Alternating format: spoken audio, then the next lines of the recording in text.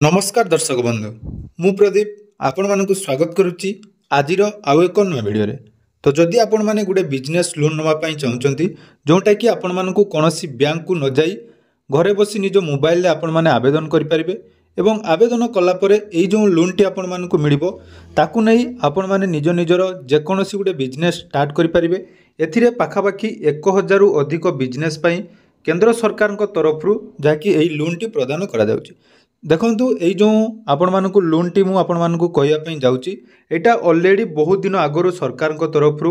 आसी जाई सारची किंतु एहार लाभ जो माने जानिचंती सेही माने नउचंती गुटे साधारण लोक पई एही विषय रे जाकी अवगत नांती तेणु से माने एही जो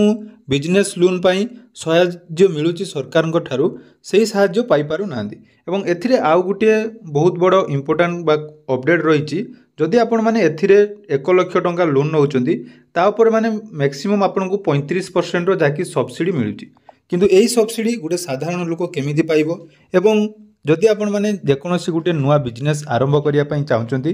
ताहले केमिति लोन पाइबे आसंतु एही वीडियो रे आपण मानकु संपूर्ण डिटेल्स कहि देबी तेणु वीडियो को जमारू स्किप न करी प्रथम रु शेष पर्यंत निहाती देखिबे। चैनल को प्रथम थर विजिट करथिले वीडियो को लाइक करिवे चैनल को सब्सक्राइब करिवे एवं पाखरे थिबा बेल आइकन को क्लिक करी ऑल ले सेट कर देबे।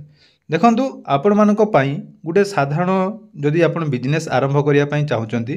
ताले ता पई आपण मानको लोन पाइबा पई बहुत सारा कष्ट होइथाय आपण मानको बारंबार बैंक को गला परे मध्य बैंक रे आपण मानको लोन प्रदान करा जाय नाही किंतु आमर केंद्र सरकार को तरफ एमिति गुटे स्कीम रही जो आपण माने 1000 रु अधिक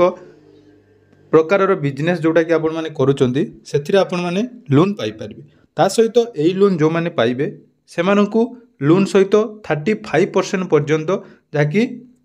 सब्सिडी मिलिबो अर्थात आपण माने जदि 1 लाख टंका नउचंती तापर आपण मानकु 35,000 टंका छाड़ रहिबो एवं एई जो लोन टी आपण माने ऑनलाइन ले निज मोबाइल ले घरे बसी आवेदन करि परिबे किंतु ता पई किछि गाइडलाइन रहिछि जेमिति कि आपण मानकर कोन कोन डॉक्यूमेंट रहिबो एवं केमिति आपण मानकर ऑनलाइन रहिबो तार डिटेल्स अपडेट आज मु आपण मानकु कहनेबी। प्रथमे देखंतु एई जो स्कीम टी रहिछि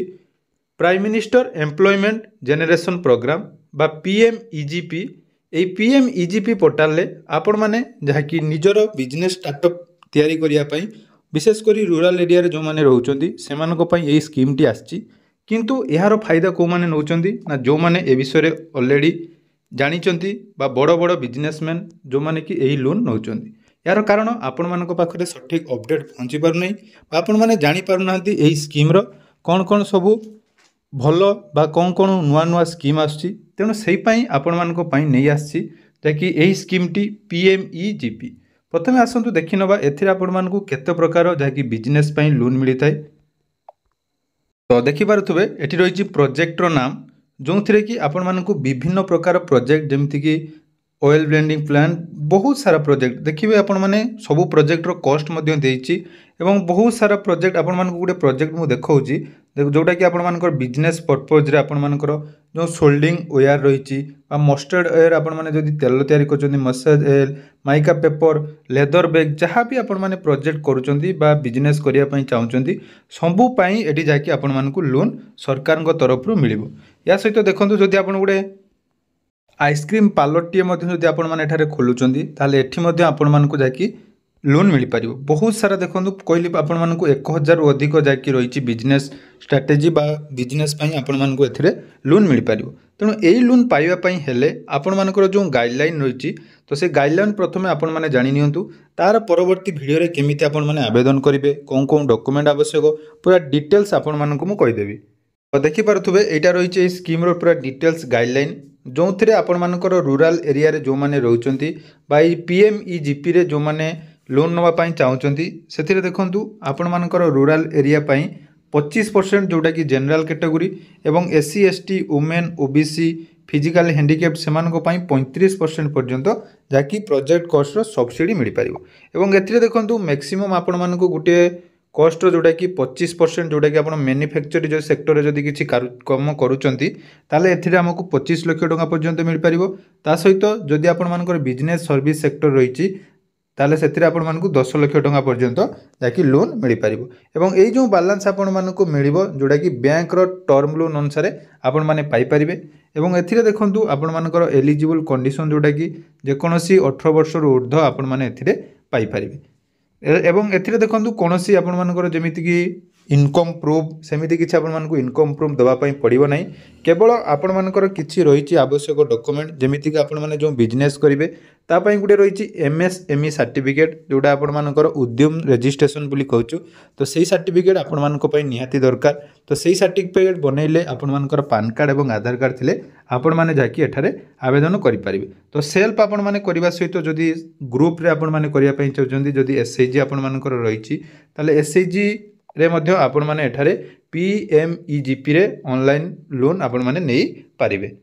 तो ये जो Prime minister employment generation Programme रही से आपण मानकर देखंतु न्यू एप्लिकेशन आपण माने निज मोबाइल ले ताकि आवेदन करि परिबे। एवं जोटा कि आपण माने जदि पूर्वरु जो माने नैचंती सेकेंड लोन मध्यम पाई परिबे। तो यार फायदा बहुत सारा नौचंती जो माने ऑलरेडी ए विषय जानी चंती से माने जाकि एठारे निज निजर फायदा नौचंती। एवं देखंतु ऑनलाइन आवेदन रो प्रोसेस बहुत इजी रहिछि। आपण माने ऑनलाइन एप्लिकेशन मध्यम देखि पारुथिबे। ऑनलाइन एप्लिकेशन ले आपण मानकर केमिति ऑनलाइन आवेदन होबो से विषय मध्यम आपण मानकु जदि डिटेल्स वीडियो दरकार डिटेल्स वीडियो नै सारिसिबी। किंतु ता पूर्वरु आपण माने जानिबा दरकार जे एथिरे जो एलिजिबल क्राइटेरिया बा माने एथिरे आवेदन करि परिबे। एवं डॉक्यूमेंट विषय जदि आमे देखिबा देखंतु एथिरे आपण मानकर डॉक्यूमेंट रहिबो पासपोर्ट साइज फोटोग्राफ एवं हाईएस्ट एजुकेशन क्वालिफिकेशन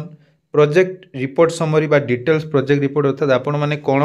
करिया पई जाउचंती बा कोन बिजनेस आपण माने करिवे तार रिपोर्ट दरकार अछि। ता सहित आपण मानकर जदि सोशल बा स्पेशल कैटेगरी सर्टिफिकेट किछि ताए ताले एठी आपण माने देबे। नहले आपण मानकर रूरल एरिया सर्टिफिकेट जाकि आपण मानकर दरकार हेले आपण माने एठारे देई परिबे। किंतु ता पूर्वरु सबुठु मेन डॉक्यूमेंट आपण मानकर रहिबो एमएसएमई सर्टिफिकेट जोटा कि आपनकर उद्यम रजिस्ट्रेशन। तो से उद्यम रजिस्ट्रेशन आपण माने केमिति करिवे से विषय मध्ये डिटेल्स वीडियो पूर्वरु जते बेले स्वयं योजना आरंभ होइतिला से समय मध्ये म आपण मानकु देइथिली। तो तार डिस्क्रिप्शन ले मध्ये लिंक देई देबी आपण माने जानि परिबे। या छडा एथिरे मध्ये बहुत सारा हेल्पलाइन नंबर रहिछि जोटा कि हम निज एरिया रे आपण मानकर को काहा सहित कांटेक्ट करले आपण माने डिटेल्स जानि परिबे। ए देखंतु हेल्प डेस्क नंबर मध्ये रहिछि। तो से हेल्प डेस्क नंबर रे आपण माने निज निज हमर